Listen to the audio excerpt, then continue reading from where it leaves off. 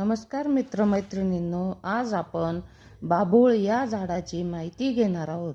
बाभूळ हे झाड कुठेही वाढते, कसेही वाढते. त्याला मशागतीची किंवा मेंटेनन्सची काही गरज नसते. ते आपोआप कुठेही वाढते आणि भरपूर प्रमाणात दिसते. आपल्या शहराकडे नाही, पण गावाकडे किंवा शहराबाहेर रानात, जंगलात कुठेही ही झाडे भरपूर दिसतात.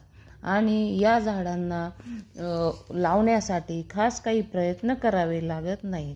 हे बाभूळ हे झाड तसे उपेक्षित राहिले आहे, परंतु आयुर्वेदामध्ये बाभूळ या झाडाला खूप महत्त्व आले आहे. बाभळीच्या झाडाचे फायदे इतके आहेत की त्याचा प्रत्येक पार्ट हा उपयोगी असतो. बाभळीच्या झाडाचे प्रत्येक पार्ट उपयोगी असतात, कारण या झाडाचे साल व बिया दातदुखीसाठी पावडर करून दुखऱ्या जागी ठेवल्यास दातदुखी थांबते. असे सतत 2-3 दिवस करत राहावे. दातदुखी कायमची बंद होऊ शकते. डॉक्टरकडे जाण्याची गरज नाही.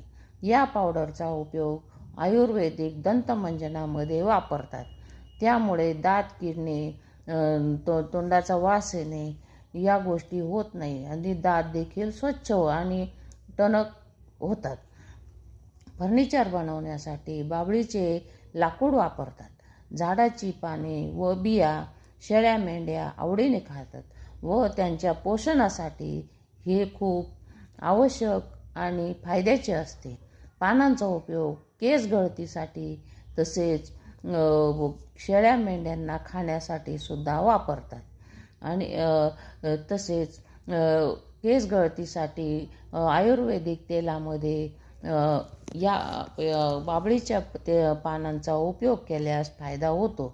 या झाडाच्या फांद्या काटेरी असल्यामुळे शेताभोवती कुंपण म्हणून वापरतात. या झाडाचे लाकूड सरपण म्हणून खेड्यामध्ये स्वयंपाकासाठी वापरतात. असे हे झाड खूपच उपयोगी आहेत. त्यामुळे या झाडाचा आयुर्वेदिक म्हणून वापर करण्यास हरकत नाही. असे हे झाड आपल्याला जर मिळाले, तिथून झाडाची साल, पाने वगैरे आणून त्याच्या पावडरी वगैरे बनवून ठेवाव्यात आणि आवश्यकतेनुसार वापरावेत. मित्रमैत्रिणींनो, आपल्याला हा व्हिडिओ कसा वाटला? जर आवडला असल्यास व्ह्यू करा, लाईक करा, सबस्क्राईब करा प्लीज.